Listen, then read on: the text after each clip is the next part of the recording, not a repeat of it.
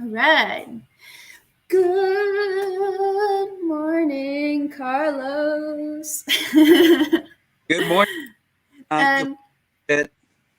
good morning. I am at home this time. I am not attempting to do a live show on location like I did last time. Eh, We will not do that again. But anyway. I don't think so. I don't think. You know, I just want to say that I have a wheat allergy, and when my mother dangles my favorite restaurant in front of me like a carrot, and I'm a little horse in a race, it is really hard for me to say no to eating at that restaurant because I can eat anything because it's all gluten free. So that's what she did to me, and I was too weak. I thought I could have my cake and eat it too. I almost did because I had pancakes, but the show was terrible. Oh, you know how it is with your mom. Oh, uh, a lot of people know your mom. I know your mom, so it's whatever she says goes, regardless. So Yeah, exactly. Yes. So, yeah, that's my mother, and she's got me wrapped around her finger. Well, anyway, thank let's you. talk about today, Margaret. But Yes. buddy, Yes, so let's get started. Thank you everyone for joining us. Good morning. You're watching Stand Up Fight Back, where we discuss strategy and analysis for the progressive movement. I'm your co-host, Margot Paez, and over to one side of me is your other amazing co-host, Carlos Marroquin, the wonderful, extremely talented, and very handsome grassroots organizer. I'm in a good mood today. Well, Carlos, this reconciliation bill that's in Congress, that's been there for I don't know how many months now, tied to the infrastructure legislation, it's still not really going anywhere. I think Bernie has been trying to really push this legislation. And in fact, he recently wrote an op ed in which he outlined all of the key benefits of this legislation, the reconciliation bill, highlighting the fact that it would expand Medicare for seniors so that they could actually get vision and dental. Like, is this like how rich is this country, right? I think last I checked, this was the richest country in the world, and yet seniors still can't get dental and vision. There's also paid family leave, which, by the way, the United States is like one of the only of the richest countries in the world that doesn't provide paid family leave. So, wonderful things in here. There's even some very good, although baby steps in the right direction with respect to climate change in this legislation. So many wonderful things. But unfortunately, we have two senators in the Democratic Party, Kristen Sinema of Arizona and Joe Manchin from Virginia, who are opposing this legislation and stalling it, all because of the economy. The economy is overheated. That's what Manchin says, but Manchin is totally wrong because, well, let me take a step back. There are problems in the economy, but it has nothing to do with this legislation, nor with the arguments that he makes. So we can get into that, Carlos, but I want to give you a moment to also chime in and give your thoughts on what's going on, because I know that you're not too happy. yes, I'm seeing already, language coming from the Biden administration that are giving in to Manchin. They backpedaling. They're not coming forceful. He's not coming out as the leader. Actually, Manchin is acting more presidential than Biden. Yeah. Like insanity. But I am not surprised for several reasons. One of them is because the Democratic Party don't really have majority in the Senate. Because anytime you have centrist as part of the so-called majority, they can go either way. So they have a very, very weak majority, which in this case, you could see right through this. the entire Republican Party are against this bill. The entire party, plus 2 Democrats, were actually are centrist Democrats that pretty much their districts are over in Republican strongholds. So they came out of the Republican Party. They are more conservative, if you will, than progressives. So that's what is expected of them. So that's why I'm not surprised. I was trying to see how in the world Biden was going to get them on to sign on to this, but apparently he's not doing a good job right now on this. And he's already talking about, well, we might be able just to do some things right now. Some things. And the same thing goes with the immigration policies. We are seeing right now a very weak immigration policies. We pretty much have a continuation of Trump policies. Right. The where the migrants have to stay in Mexico while they seek asylum instead of being able to be allowed into the country while their asylum cases are being heard. Now, my understanding with that is that there was a court ruling that said that the Trump administration's guidelines on this could not be overturned. And the immigration migrant advocates have been putting pressure on Biden to take a tougher stance on it, to do something else. And the administration is sort of taking a hands-off approach now, saying, well, the Department of Homeland Security is going to do something about it. They're going to write some letter or something, but just, be patient. And the immigration advocates are saying, no, I've had enough. We've had enough. We think that you're just playing politics with people's lives. There's more that you could do, and you're choosing not to because you think this is a toxic issue for your election strategy, I guess, going into the midterms. And so there was a meeting recently with a number of immigrant organizations with the Biden administration, and most of them walked out of this meeting in protest. So things are not looking too good for Biden. And I just want to remind everybody that bad Biden, this is bad. And, Carlos, if you recall, under the Obama administration, the immigration organizers called Obama deporter in chief. So it doesn't seem to me that much has changed since 2008, looking at what is going on right now with these legislation bills, these bills that are in Congress with immigration policies. And that's a problem because the world is changing. The world is not what it was in 2008. We suffered an immense crisis in that year. And from then on, everything has changed in our economy. Climate change has become a much bigger issue, a life-threatening and existential issue. And the fact that the administration refuses to really take a strong stance against the fossil fuel companies, against their own party members who should not be dictating policy because they are not, they're not the president. They're not the leaders of the party. Who is Kristen Sinema? I mean, really, these people are Republicans that are just there to be obstructionists.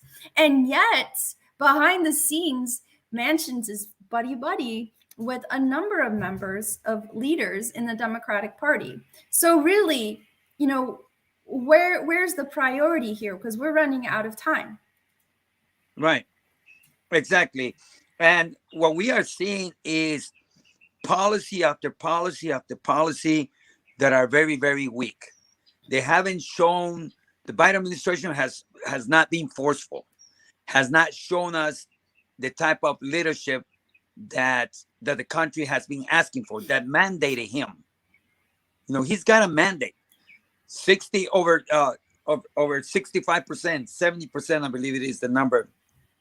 People want Medicare for all. People want to reform a lot of these bad policies. They're not doing it. So this is very dangerous ground because he's pretty much not inspiring people. And remember, it's a lot of people, they don't get out and vote because they see the same thing happening over and over and over. The Democrats cannot use Donald Trump as an excuse anymore. He's not in power. Yet they spend more time talking about Donald Trump even now, and he has nothing to do with anything. Leave the man alone. You know what I mean? So much attention, even the media. Oh my God. I am so upset at the media because they're doing exactly the same thing that they did back in 2015, 2016. Give so much attention. Every word that he says, they out there, cameras all over the place. Exactly. Basically, not from Georgia as well. Green, Congresswoman Green, same thing. Anything she says, the media is right there highlighting whatever she's saying. Why are they doing this? There's problems out here that the media should be focusing on. Yeah, but they don't. That's not the interest of these cable news networks. Their interest is not in actually reporting news. Their interest is in pushing people's emotional buttons, and that's why they won't let go of the January 6th protests, or whatever you want to call it. But they were protests. They got out of control, definitely. But they keep going on and on about that. Every time I turn on CNN or MSNBC, they're still talking about that. And I am seeing them, just like you said, picking up the attention on Donald Trump, pushing the narrative that he's going to run again in 2024 when it's still 2021. And so we saw what happened during the 2016 cycle when they gave Trump endless airtime, free airtime. They literally had his empty podium sitting on the screen, with the, Trump sign, make America great again. It was endless free advertisement.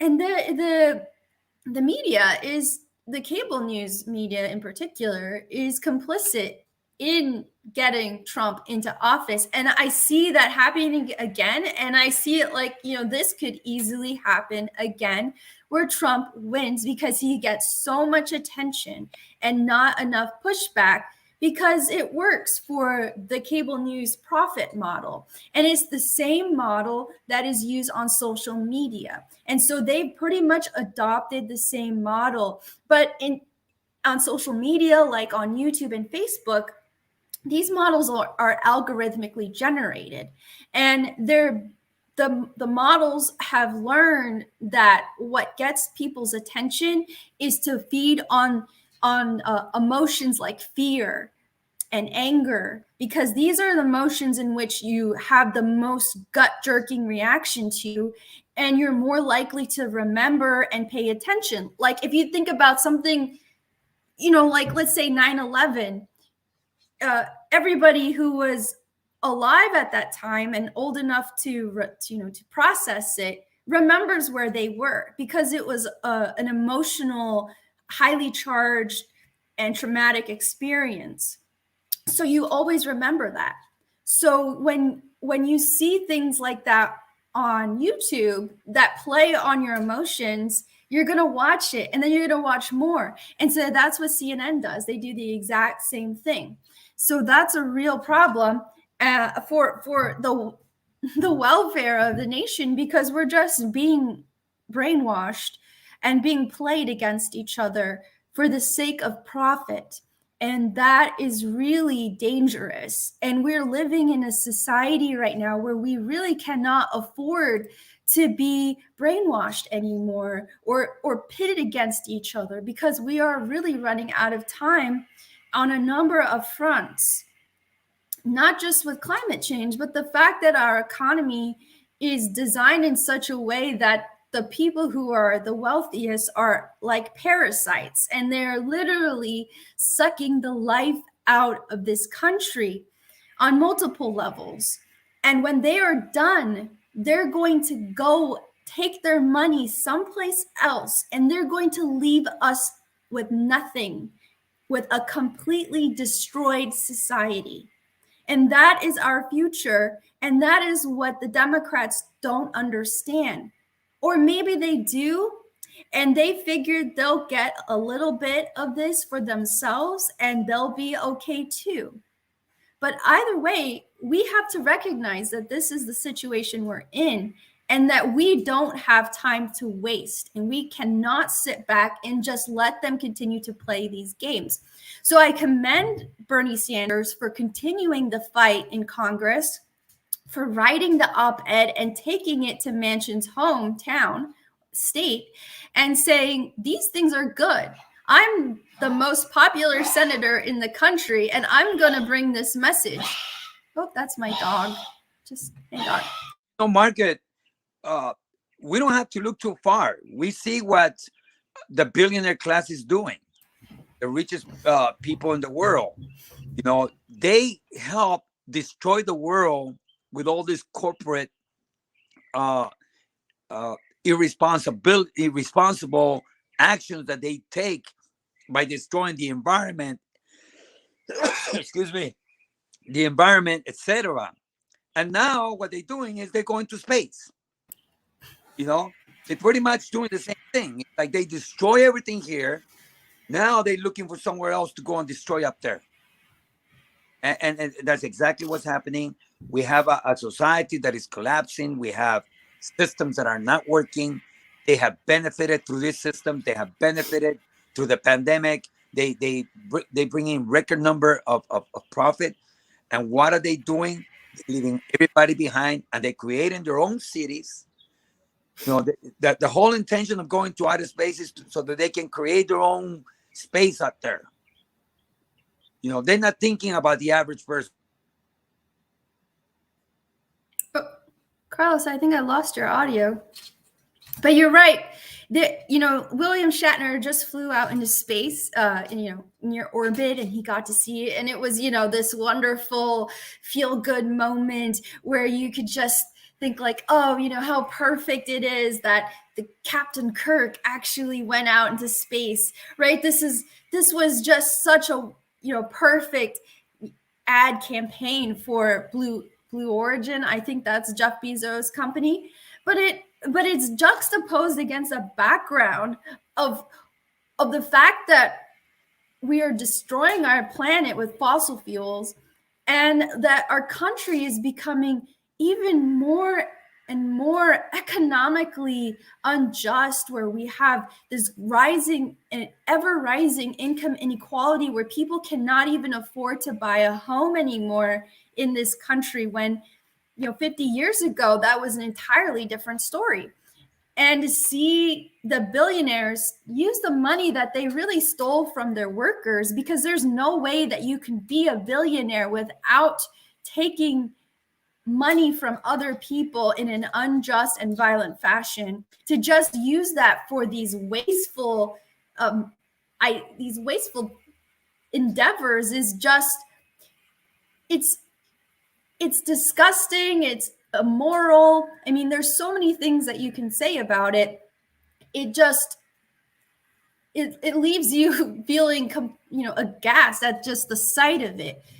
And that's just the situation we're in. It's very dystopian, but it's because of our economic system. And a lot of this is because of the neoliberal policies that came into place in the 70s, in the late 60s, early 70s, the coming off of the gold standard, the failure of the Bretton Woods agreement, the fact that the reason why we came off the gold standard was because we were building up a war deficit because of the Vietnam War.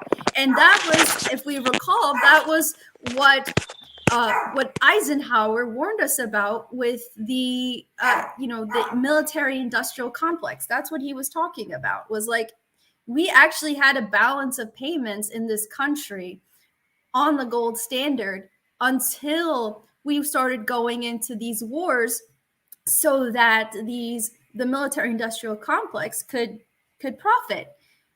So that and the resolution to that was, well, let's come off the gold standard and we'll have this whole other system that is, too much out of the scope of this talk, but it's, using treasury bonds in order to fund these wars. So now, we basically transitioned into a very parasitic economic system under neoliberalism.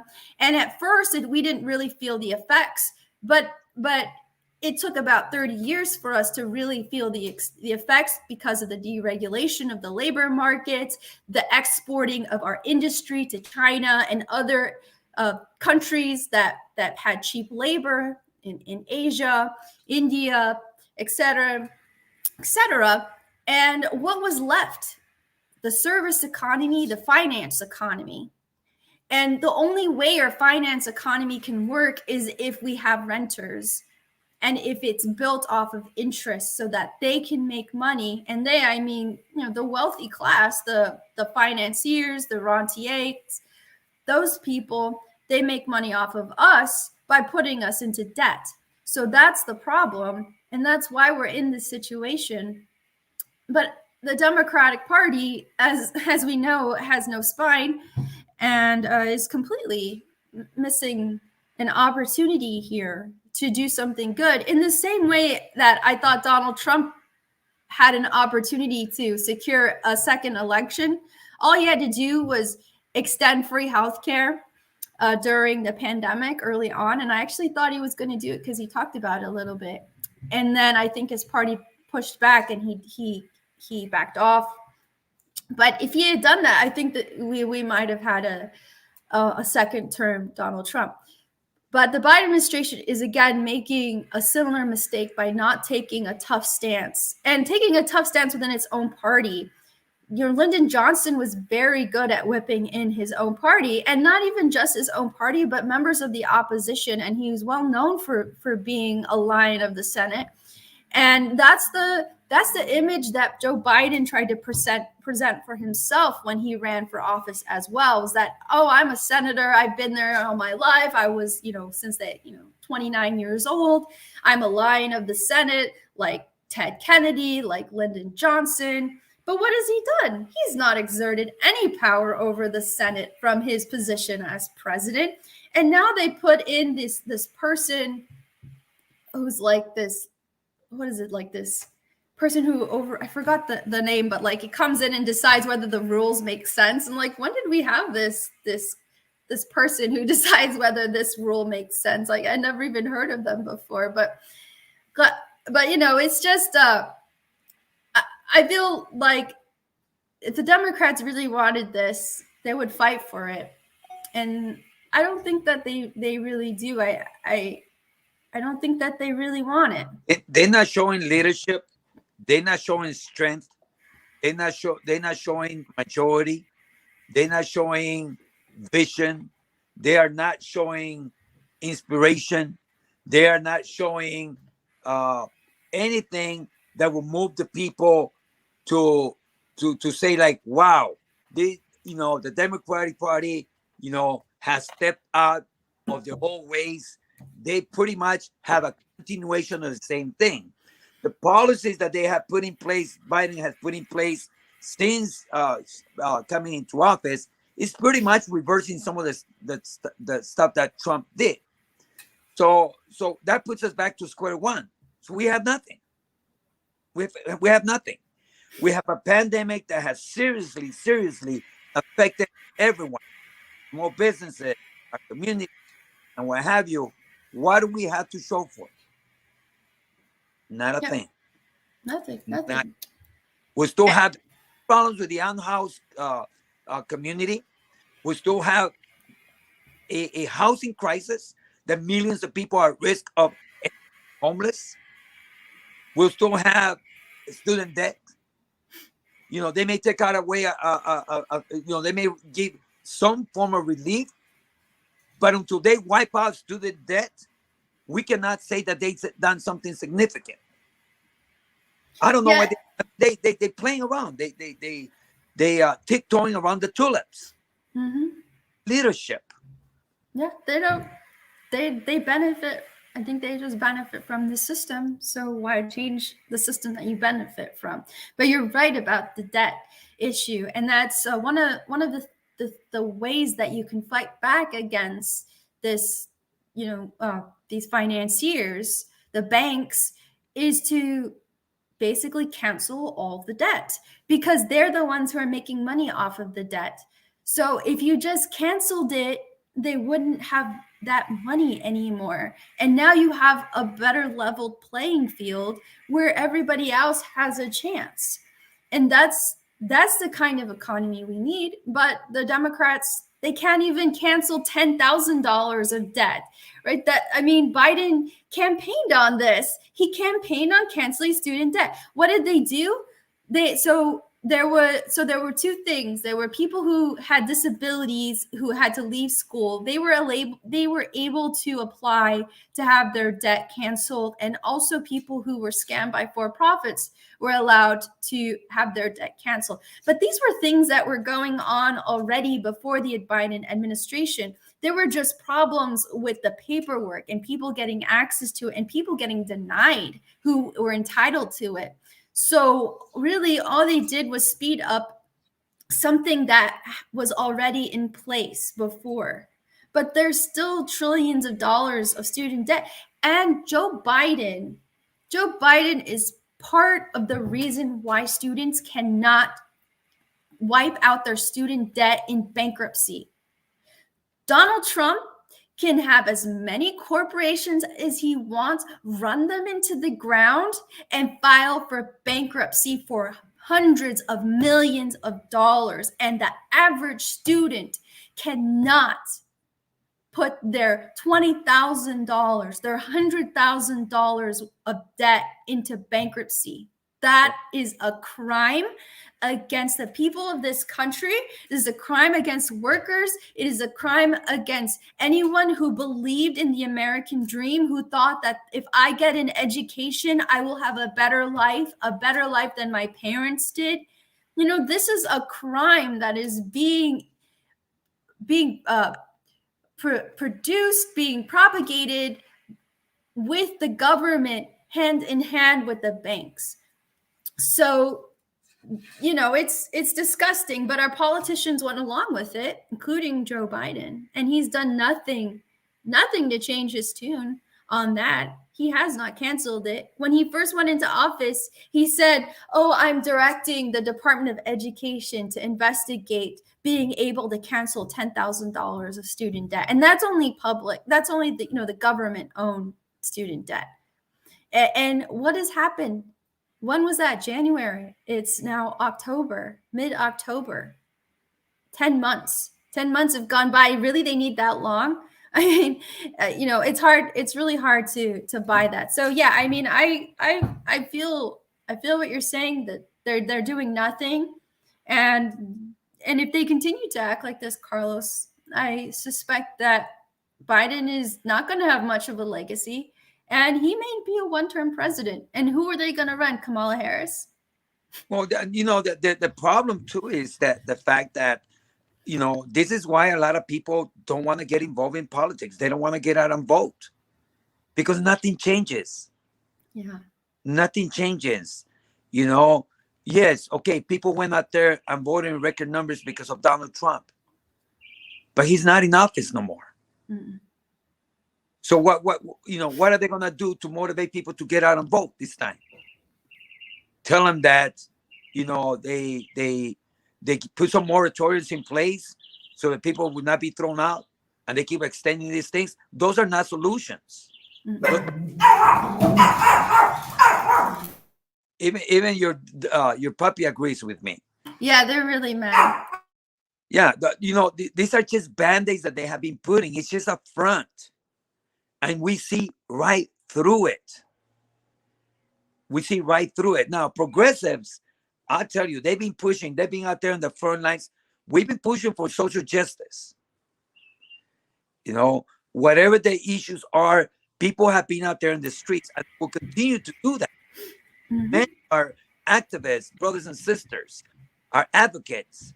I commend our organizers, community organizers, that are out there day in and day out working in behalf of the people out there in the trenches, Mm-hmm. with little help from our local, state, and federal officials, Yep. because they're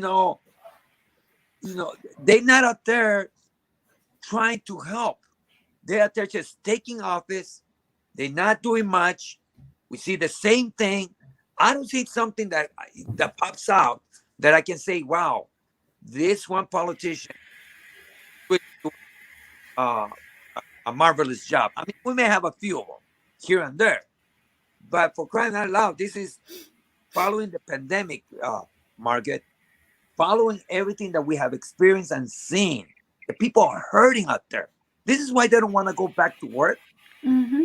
to those same jobs that do nothing for them, that pretty much keeps them slaves to these corporations, because all they're doing is taking the check here and giving it to the landlord, Yep. Yep.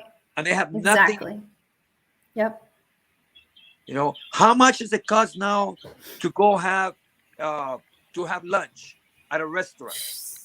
Yep. Inflation. See how people can even afford that. Mm-hmm. You go to Jack in the Box, you go to McDonald's, you got to get ready to pay $20 now. Yep. Gee, And that's just for one person. have family, that's another story. So what are we doing? What is the Democratic Party? What is the Biden administration doing to set themselves apart from the old and show us the new? The same thing, I'm going to say this, the same thing is going to happen with Gavin Newsom. Mm. He went through a scare this time around. And people came out and voted for him again they voted against the recall, just because, we understood who was behind this. Mm-hmm. But Gavin Newsom needs to show leadership, for crying out loud.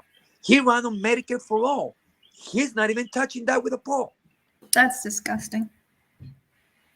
Yeah. We still have the housing crisis in California. Yep. Keep putting all these programs. Look, I mean, I love the fact that, they can offer shelter for people that need shelter, but shelters are not the answers. Tiny homes are not the answers. I mean, it's okay to have that as a form to get somebody off the street, but if they think that those are the solutions, tiny homes are the solutions, that's tiny leadership for huge problems. Yep. Tiny leadership. Not with the tiny solutions when we have enormous, gigantic problems. Yes. We have a mayor's race coming up here in Los Angeles. I want to see what are they going to offer that is different. We know the talking points. We know what they're going to say, the candidates. But what do they actually have that is going to set them apart from the status quo? We had Mac Willie Thomas indicted because of, again, bribes and some of the allegations against them. Serious allegations, which has had one member of city council going to jail, Weezer. Yep. It's crazy. But city council continues their relationship with developers. All the corruption. When we have a major housing crisis, they continue everywhere you go around the city. You see developments for luxury homes. Yep. Luxury apartments. Luxury apartments. Out of the price of most people. And the cozy relationship that City Hall has with developers, we can see right through that. Mm-hmm. Well, our communities are left behind. Yep. Are left behind. Yep. We're still, suffering out there. People still cannot pay rent. People still, struggling. Some people just have chosen not to say anything anymore because there is no help. So, again, I'm concerned that we are not seeing leadership coming from the Democratic Party, the party that's supposed to be for the people. At least that's what they claim. You know, Wow.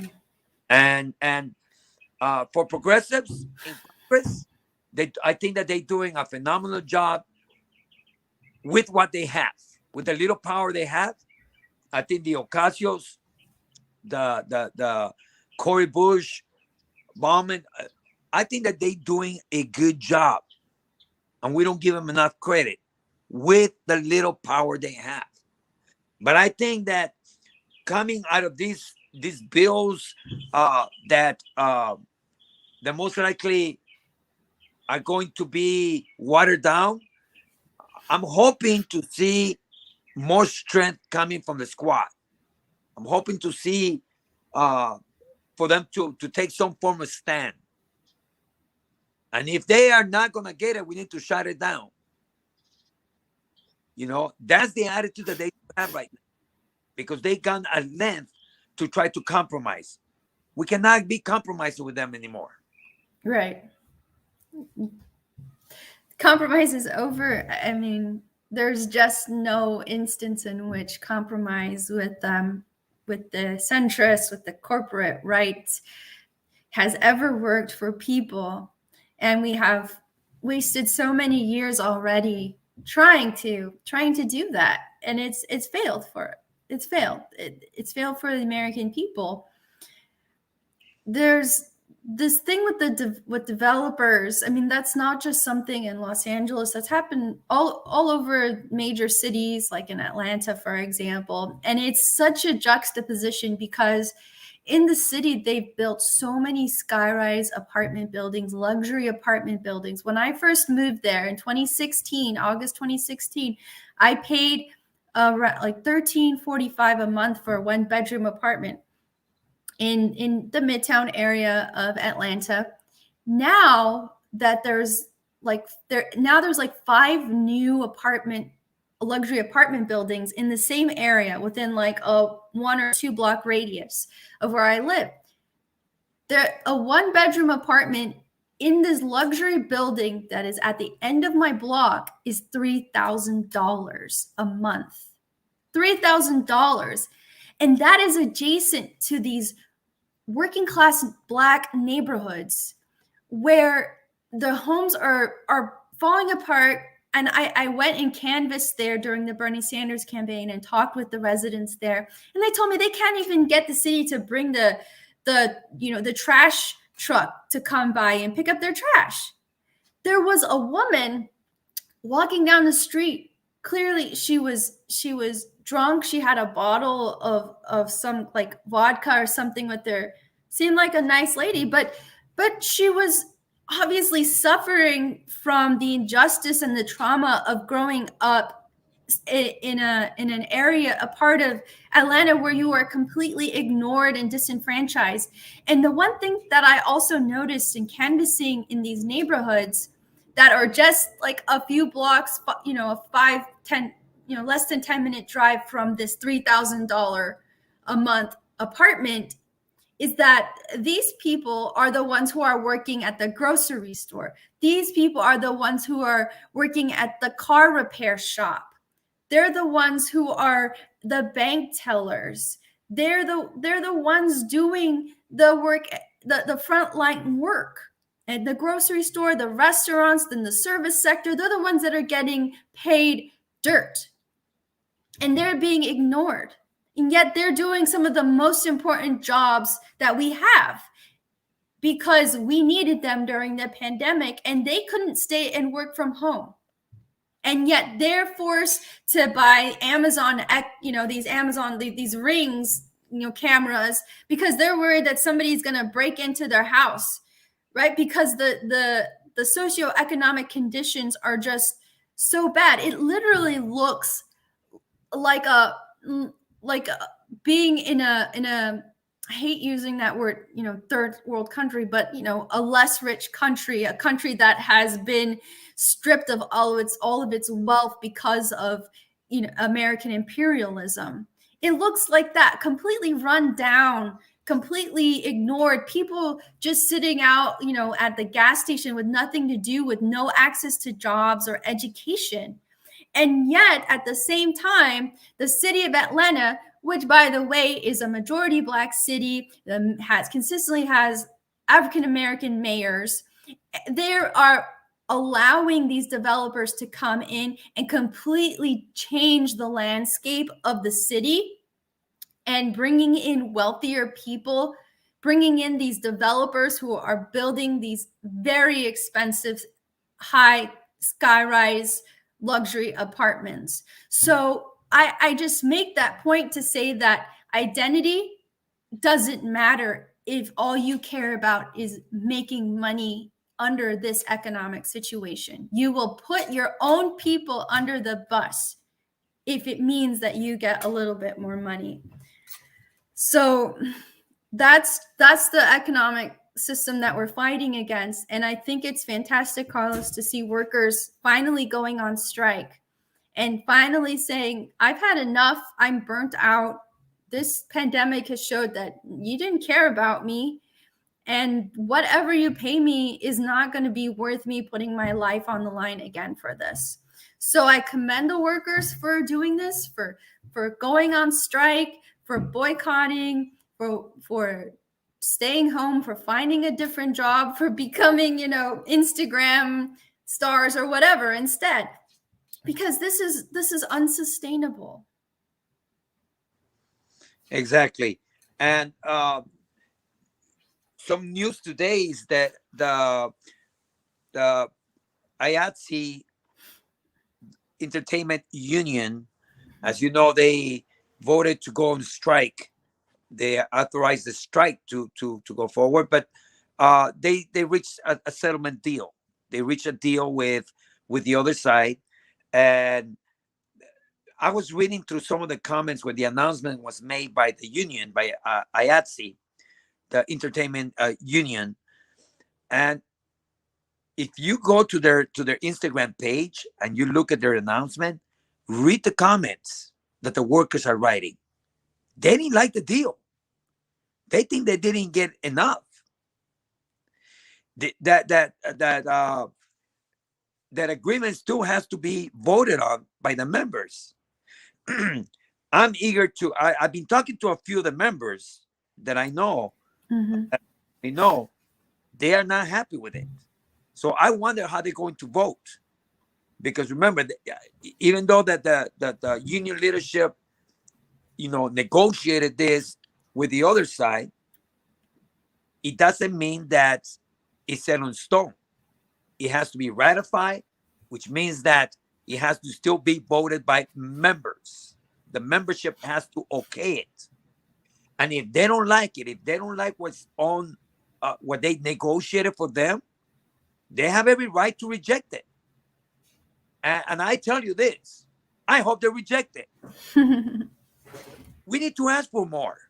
Yeah, absolutely. We need to be asking for more. All these things that, well, if we could just get $15 an hour. No, we need to get $30. 30 at least, yeah. At least 45. I heard. Especially with the inflation that's going on. Right. So we got to start thinking bigger. We got to start, seeing that they are not going to give it to us on their own. They are going to put a Band-Aid. They're going to dress it up, make it look like it's nice. Mm-hmm. You got to look behind the fine print. Mm-hmm. You got to look at the fine print. I know, because when as a union member and working with for better, I know how these people are. They write a lot of stuff in the fine print, and you're thinking you're getting a deal when in fact you're not getting no deal. You're getting pennies on the dollar sometimes, if lucky. So those days are over. I think that I'm glad that workers are waking up, and workers are saying, no, we had enough of this. Yeah. We have to take this. And that's something I think we need to focus on, because it's easy to rant, which we can rant all day long about these problems, but we need solutions. And if we cannot expect our political leaders to provide solutions, we have to provide them ourselves. And workers uniting and going on strike and withholding their labor is a solution, because it puts pressure on the employers. It puts pressure on the corporations. It means whatever it is that you need to make a profit will not happen without the workers there. You're not going to be able to do all those jobs. Imagine if all the Amazon workers went on strike. Just imagine. Nobody would get a package. Everybody relies on Amazon. Well, I try not to, but I know many people with an Amazon Prime subscription. I know many people order their stuff on Amazon. It's hard to find some things elsewhere, and I get that. But imagine if they went on strike. No one would get their package. The whole entire country would be up in arms. Like, what the hell? Like, I need whatever I ordered. I need that, box of shampoo, 16 sets of bottles of shampoo. I need that right now. I need those diapers that I ordered. I need that computer that I ordered off of Amazon, right? I need that chair, those clothes. Like if workers went on strike at the Amazon warehouses, they would get their demands met, because people would be furious with Amazon. And then hopefully they would see what the conditions are. And that's what workers have to realize, is that you have the power. You've always had this power. You just have to believe. You have to do what is good for yourself and every other worker. Don't just think about yourself. Think about, if I do this and everybody else does it, then we all benefit. That's called a Nash equilibrium. So, and that's how you win these non-cooperative games. And you're in a non-cooperative game with the employer. So all of you have to cooperate to beat them. And that's why striking, that's why unions work, and that's why that is still a solution even in this economy. But there's other things that we can do, right, Carlos, as well as organizers. And even if we're not working in these conditions, we can also participate. And I would love to hear your thoughts on that as the amazing grassroots organizer that you are.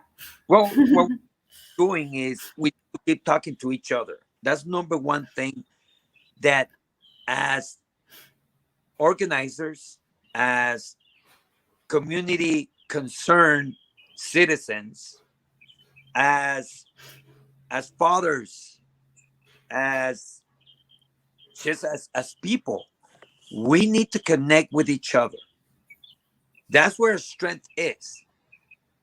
Our strength lies on each other when we work together. We keep saying we gotta set our differences to the side. None of us are perfect. We're gonna make mistakes, but we gotta come together. We have, for example, the healthcare for all, the AB 1400, and there's a couple other movements for Medicare for all. They're kind of divided right now, and I'm concerned about that because everybody's pulling in different ways. We're fighting for the same thing, for crying out loud. We gotta unite. We gotta support each other. Mm-hmm. That's what I'm talking about. That's how we're going to win. An injury to one is an injury to all of us. Mm-hmm. If we think of it like that, then we're gonna start taking responsibility for each other. We're gonna support each other. We're gonna be there for each other. We're gonna get creative in being able to find resources where the resources are needed. Because we're no longer thinking of ourselves. We're no longer thinking, oh, I'm gonna build my own organization. Well, that's nice, but don't become an island. If you're gonna build something, build it with intentions of lifting everybody else around you. That's leadership right there. That's the mark of a good leader, when you lift other people around you. You don't need to lift yourself. People will lift you up. That's the way it works. lifting people up. Keep working with people. Therefore, one of the things that I just love to do is I call my brothers and sisters, community leaders. I call them, randomly, just to see how they're doing. What are they working on? How can I help? Do they need anything? So in return, what happens is, they begin to do the same thing. I for someone else that they may know, all of a sudden it's a ripple effect. All of a sudden they calling their friend. Yeah. That's what we got to be doing. That's the number one thing. We got to take care of ourselves by lifting each other up. And talking about that, there is a couple events, Margaret. I want to make sure we mention it because our time is moving rather quickly. Our events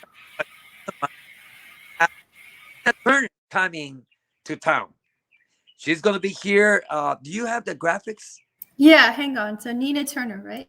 Yes. So we have Nina Turner that is going to be coming to Los Angeles area, and Feel the Burn Democratic Club of San Fernando will be hosting an event with her on the 30th.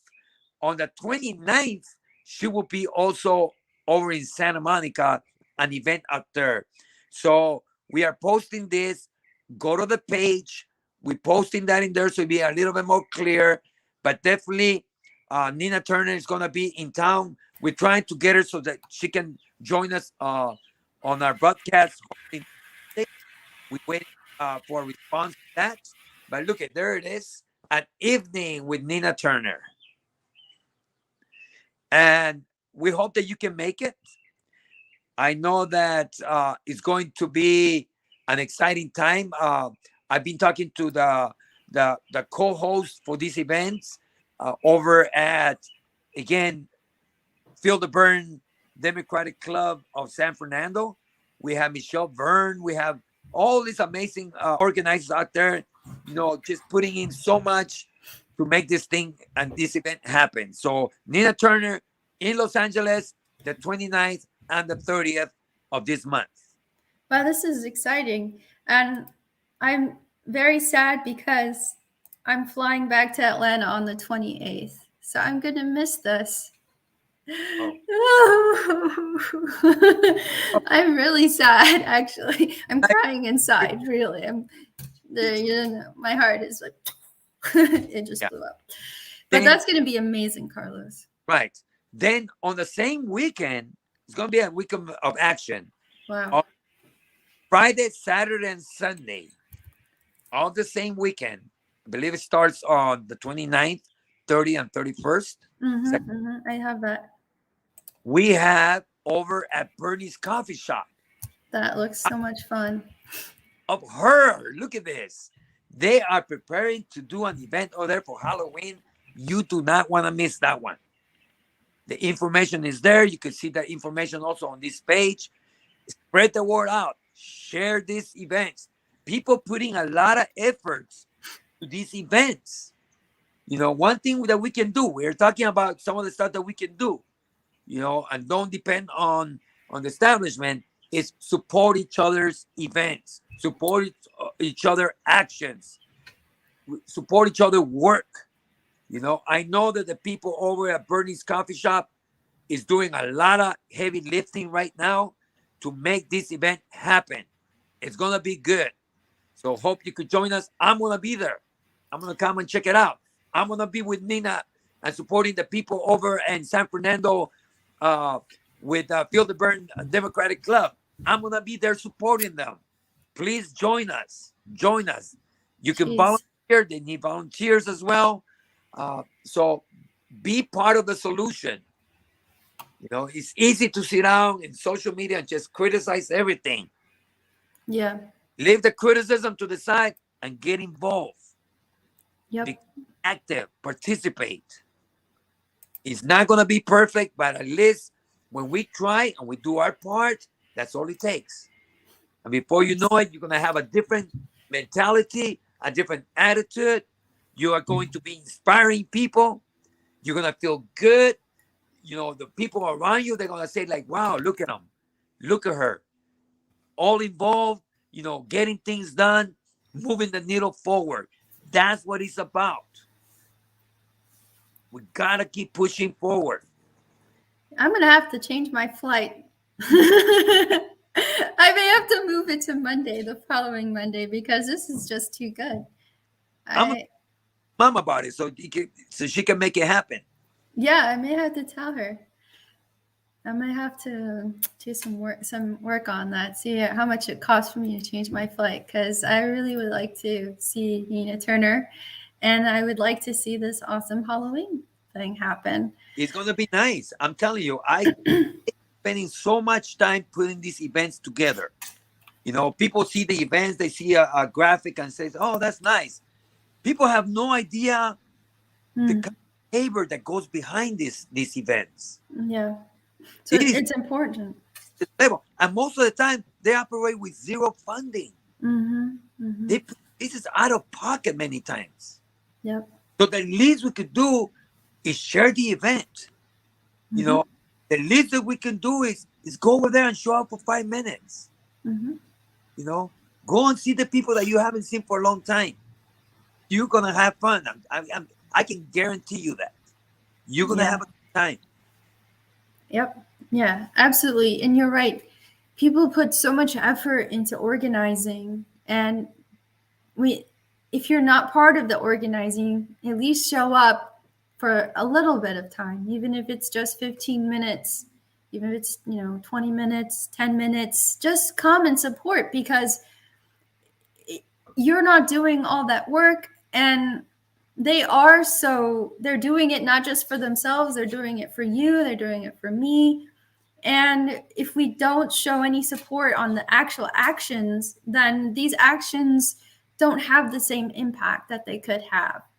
And now's not the time to worry too much about our reputations, because and I say that, and it's not really directed towards most people, like your average person, but I know a lot of people in academia, people who have comfortable jobs like professors, who have tenure, and they don't show up to actions to support each other, to support their colleagues.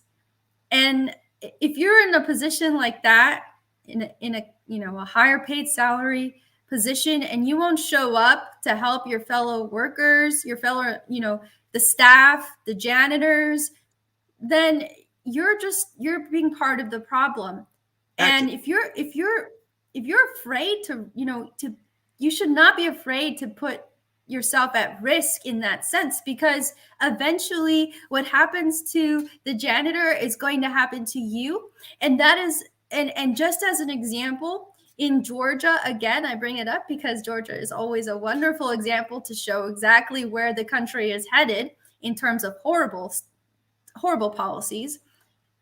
Georgia, they recently voted to review tenure, to say that your tenure as a professor is not permanent once you get tenure, because typically at universities, once you get tenure, it's very hard to fire you, and you have a lot more academic freedom. You should be allowed to say what you want to say, because that's part of being a professor who reaches tenure. And you go through a very long process to get there. You have to put out a lot of papers. You have to do a lot of good research. You have to do a lot of teaching hours. And now the state of Georgia is saying, I don't think tenure is good. So basically, that's a political move. But you know what? The professors, they sit back and they let them do it to them. They have no guts. Only a handful of the professors are willing to stand up. And if it's only just a handful, then they're going to get steamrolled. And that is what is happening. And they were doing it to the janitors. They were doing it to the secretaries. And the professors are like, "Oh, I'm safe." Well, you're not safe. And this is fact. This is the proof that you're not safe. So if you feel like you're just very comfortable and they're never going to come for you in your nice, cushy job, well, you're wrong. So you need to show up. You need to defend the people who are in the lower paying jobs. And just because you're educated doesn't mean that you are exempt. So that's my my lecture for the day to people Well who said. I work with and know on a daily basis, and they piss me off. No, because people that have status, people that have influence, people that have good jobs, to be out there looking out. They should step out of their comfort zone. Mm-hmm. Find out what's going on with the unhoused community. Get involved. There's so many groups, organizations that are doing good jobs. You guys got to come out and be part of the solution. Don't wait for somebody else to do it. It's so many people out there that have health. I suffer from severe asthma. People don't even know that. Mm-hmm. The other day, I'm not saying this just for the sake of you understanding where we're coming from. The other day, a couple of weeks ago, we did a broadcast on Sunday. I was in the hospital. I tried to stop him. And the reason, I did it is because this is my family. And we have an opportunity to influence people. We got to do whatever it takes. Tomorrow is not promised to us. Mm-mm. We got to live like this is our last day.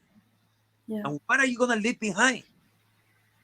What are you doing with your money? You got a good paying job. Are you blessing anybody else? Are you helping other people? There's families out there that are struggling. Yesterday, I was over in MacArthur Park with a family. This is a family of 7, 5 children, the husband and the wife. The husband lost his job. And the mother was forced to go sell food on the streets. So they get up early, 4 o'clock in the morning, she was telling me, and they prepare meals, sandwiches, whatever, and they are there selling food so that they can pay their rent, so that they can pay for anything that is needed in the families. She was telling me, the mom was telling me that the children she has not been able to buy clothes for the children for the past year and a half. Wow. No shoes, no nothing. And these are some of the most beautiful kids that I saw yesterday. It really moved me. And we have resources available, but we got to get out of our comfort zone. Mm-hmm. Talk to people, find out where they're at, meet people where they're at. You're going to find out how blessed you are. You're going to find out how fortunate you are. And you're not doing nothing with all the good that's coming to you. Then what is good for, You're not going to take nothing with you. So get out there, help other people, be part of the solution by becoming active, participate. There's all kinds of groups, like I say. If you don't like this one, well, go to the other one. But get involved. Don't stay sitting down. Give a little something. I don't care if it's half an hour. That's half an hour that you're giving away. That's gold. That's priceless. So that's my message. That we need to do better. We can do better. We can do a lot better. Absolutely. If we come Yes, if we come together, absolutely. That's all it takes. Just coming together, taking that step. And you don't have to put in as much time as Carlos does either. Just a little bit of your time, a couple hours on the weekend or 1 hour or whatever. Make phone calls from home. We have yes, the Rose Parade. Yes, the Rose Parade. We're going to be in Pasadena at the Tournament of Roses Parade. This year, this coming New Year's, the world cannot wait. That's our theme. Climate change action. Climate action now. This is what this is about. We are organizing. We are in touch with several organizations, national organizations. We feel that this is our time. We cannot wait. The world cannot wait. So we hope that you join us. We're going to need volunteers. We're going to need all kinds of support. We are planning to have a major event at the Rose Parade. So details are to come very, very soon. But the world can right. Rose Parade, the People's Rose Parade March.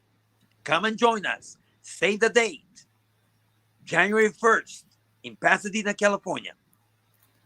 Yes, I think I will be there. I should be in town for that. And I'm very excited to participate in this climate action. And I just want to quickly add, I was at a conference last week in Las Vegas, and it was all about water conservation. And we had a Nobel Prize winner as the keynote speaker, Jonathan Overpeck from the University of Michigan, who works on water issues related to climate change. He's done decades of research. He's a phenomenal person. He was one of the co-winners of the Nobel Prize for the IPCC reports that came out, I guess, a few years ago, and for his work on climate change. And one of the things he said that really stuck with me is that the water crisis is a climate crisis. And I thought about that, and I thought, it's not just that the water crisis is a climate crisis. The housing crisis is the climate crisis. The climate crisis is a housing crisis. Our jobs, raising the minimum wage, cost of living, also a climate crisis. Migration, the migration crisis is a climate crisis. All of this is connected back to the climate. Our economy, the fact that it's, a rentier economy, is linked to the climate crisis. The fact that fossil fuel companies have that the fossil fuels are subsidized by the government is a climate crisis. Like, these are so many things that if we address these issues, we will also address the issues of climate change. So we have to keep in mind that when we go out and we work on these issues, that you are also working on climate change. So always keep that in mind. Always make that connection of, why am I doing this? How does this relate to the climate? How, if we improve this, how will it make our situation better under climate change? Because everything is connected under climate change. Pandemics, a spread of viruses, also connected to climate change. As the planet warms, the climate is changing, and it changes what is a habitable environment for viruses, for organisms of all levels, including ourselves.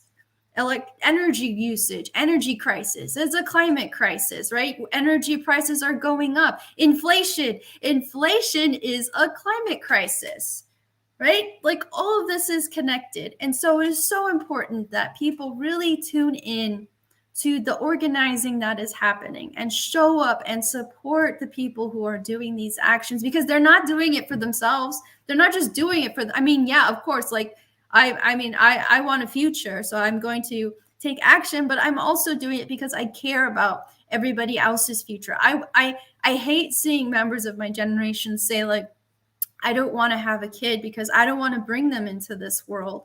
And then that's horrible, because life is a gift. What's the alternative? Nothing. So why? It's better for us to have to live. So I want people to understand that you have to do something.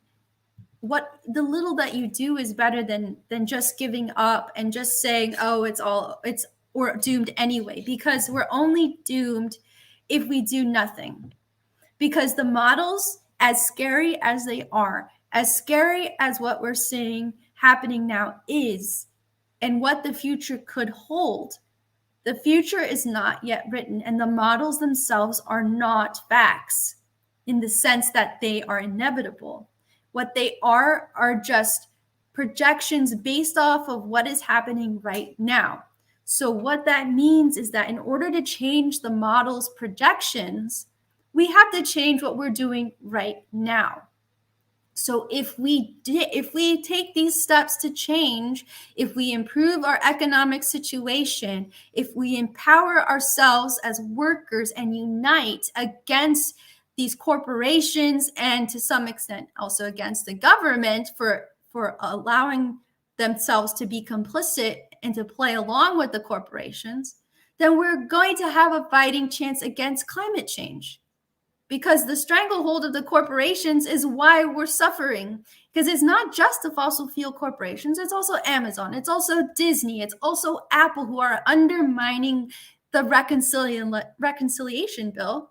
and the climate change stuff in there. They are funding these groups that are opposed to climate change action. And it's, Right. it's homicidal, it's genocidal. And we have to use these words. And so I really ask that people show up to these events, and if you're not in California, find organizations, reach out to Sunrise Movement. They probably have, I think they now have chapters everywhere. Fridays for Future, reach out to them, get your kids involved.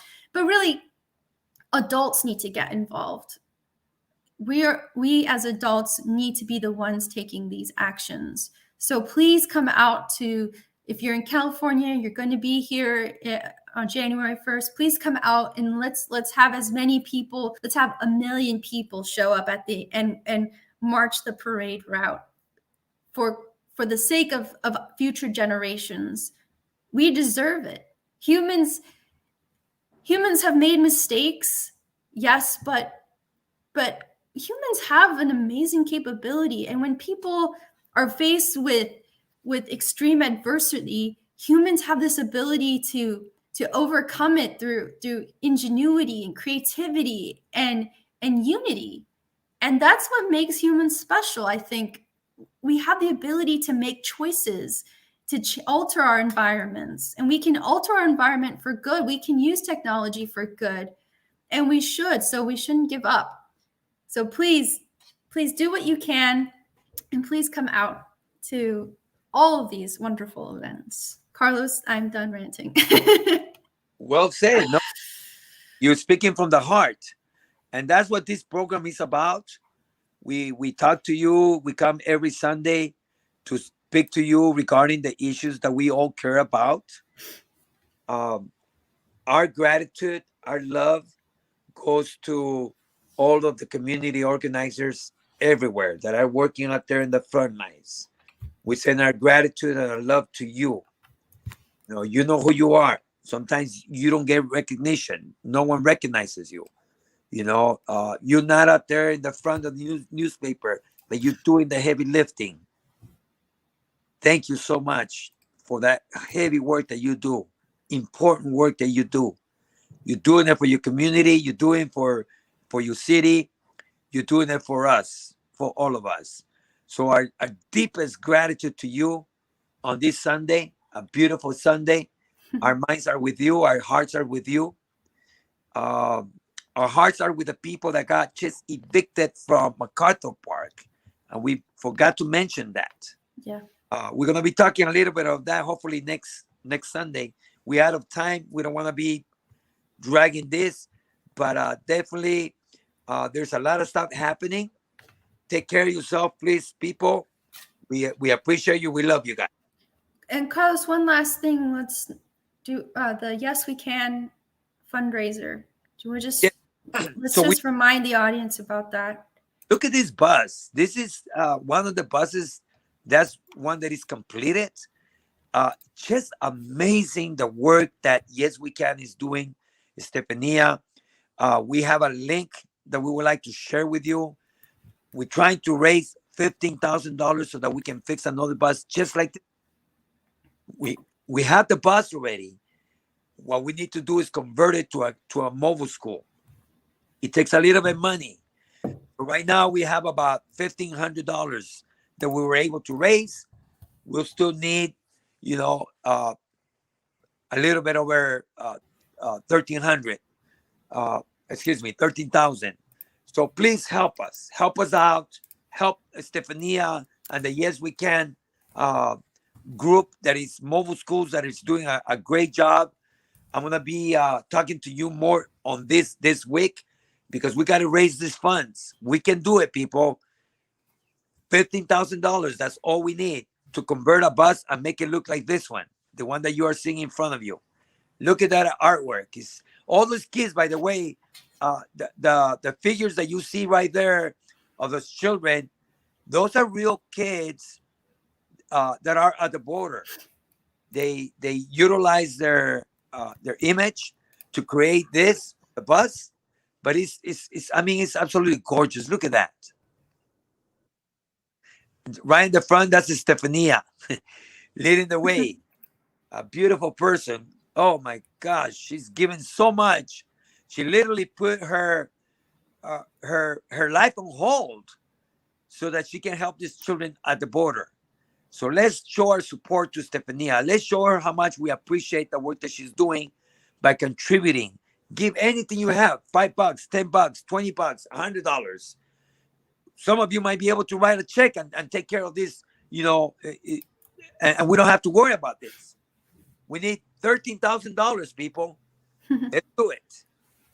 It can be done. Yes, we can. Sí se puede. And we're going to put the link for the donations on this live stream. We'll do that right now. Yeah, I've got it at the bottom, Carlos, for the Yes We Can Foundation donate. Is there yeah, that's good. Okay. Beautiful. Yeah, so it's right there.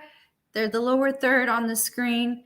You should see that Yes We Can Foundation.net/donate. Please go there and donate so that Yes We Can have a third location and reach more migrant children, because that crisis continues and the Biden administration has yet to do the right thing on this issue. Actually, it's the fourth location. The fourth location. Okay, yes, even more schools, children. That's wonderful. And these schools have been recognized by the Department of Education of Mexico, which that the program is accredited. The time that the kids spend with this program will be fully recognized. So wherever the child goes, whether they end up over in Ohio or in California or in Texas, wherever they go, once they are processed through, the time that they spend at this school, at this program, will be fully recognized and accredited for the children. So exciting about that. Again, 3 schools. We have one in Tijuana, Mexicali, and Juarez, all at the border, serving migrant children, migrant families, escaping violence. So she's made a world of a difference with these children. Be part of that, people.